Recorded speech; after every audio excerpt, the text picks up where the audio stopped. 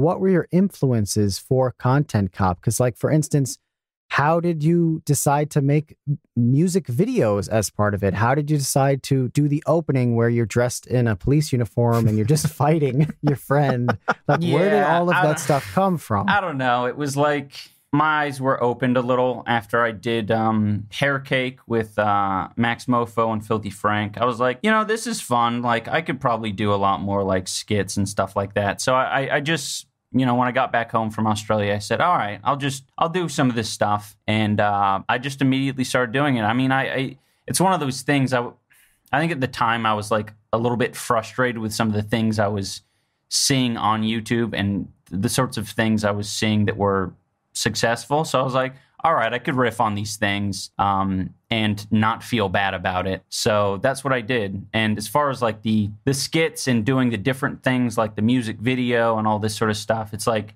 with each one, I'm trying to do something a little bit different because I think that's sort of important. So I don't like stagnate and I don't, and just for personal growth as well. Like, I'm not a musical guy. Like, you know, I was nervous, and I think if I'm not sort of a little bit nervous making one of these videos, then it probably won't, you know, be what I want at the end of the day. So I try to make each one of them a little bit different, a little bit out of my comfort zone. So that's also why they take so long to make. It's not as if I'm stewing over the script for a year. It's like, no, I'm just like thinking of an idea and saying, nah, that's too similar.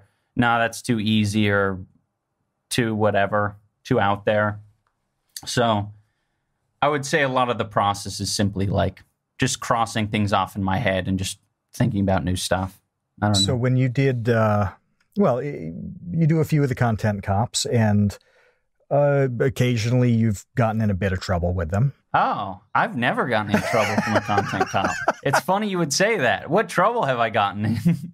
But do you receive a lot of heat from the fans of the creators who Not you at feature? all. No, nothing? Not really? at all. Yeah. I mean, that's just it. Like, I don't know. Like, I guess I kind of expect the worst. So when I expect the worst, like what it comes back with is, I don't know, it's very underwhelming. Like, I would say that the most heat I've gotten is like someone would comment some shit like, yeah, iDubbbz is barely uploading videos in 2018, but Rice Gum has been featured in a Super Bowl ad and his song is platinum. And I'm like, all right, okay.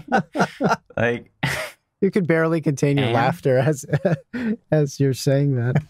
Yeah. So it's, I don't know, like heat, not really. It's like, what are you going to say? Like anything you say is like, I don't know. Yeah. Has anybody tried to really strongly do to you what you do with Content Cop? Like to me, or like a copycat, or what do you mean? Yeah, like really break you down. I mean, I know Rice Gum had his response and stuff like that, but he only did that because you made a video about him. Right. Has anybody tried to throw it back on you in any meaningful way?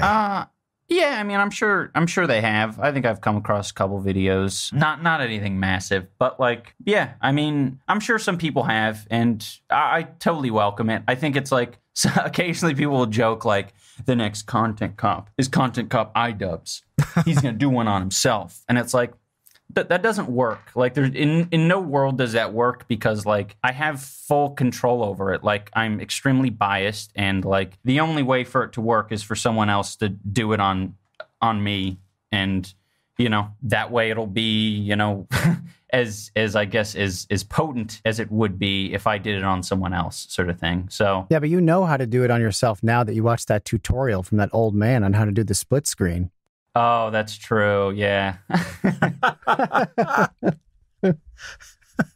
That's great. Watermelon Cop. With the continued success though of Content Cop, do you feel pressure to choose the next target? Is that like something that you kind of stay up thinking about? Not really. Or is it not really? Yeah, I don't give much thought to it. I'm just trying to think of like other series and other stuff that I can do that will not, because that's the thing, right? Like, I know that really nothing will probably like reach that level of like virality and like get people as stirred up, because people love the fucking like rivalry and the drama and all that shit. You're noticing it with like, Shane Dawson's series right now. It's like, as long as there's some fucking tea and drama and all that, it's like, you're going to get the views. So, you can do that. I can keep chasing that. But like, my intention is to be happy producing stuff that doesn't get as many views. Not that I wouldn't, do anything drama filled in the future. It's just, I need to not be disappointed if my views are a little bit low. So I'm trying to remain, I guess, humbled in that way.